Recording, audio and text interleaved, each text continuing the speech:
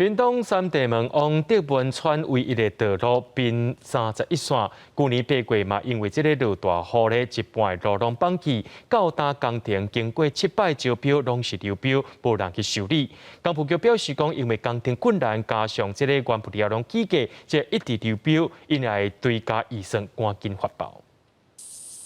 要往三地门德文村经过这条并31线，现场一半道路用绑仔围起来。因为自从去年8月大水雨，现场一半的道路都凹落去，甲原来的路宽度差要1米，损害路有200公尺长，到今也未修好。只要有一个安全的小便道就好了，也就是说，就这样子的一个工程里面，也不需要那么大的工程啊。等了10个月，所以他们开始有讲说，我们只要有一条安全的一条道路就可以了，赶快做。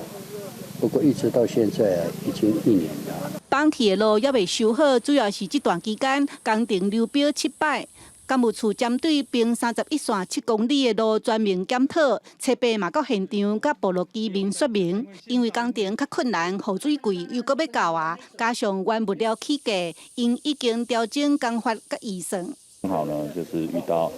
整个物价的一个波动，那遇到物价波动。就一直没有办法发包出去，那我们县府呢这边也一直在增加经费，那总共也增加了1000多万的经费，那目前还在办理相关的一个作为。当地议员烦恼，这条路若无修好，部落内有真侪工程，大型机具拢无法度出入，居民嘛需要安全转去的路。工务处希望7月道路工程会当顺利发包。记者邓亚文、罗伟做屏东报道。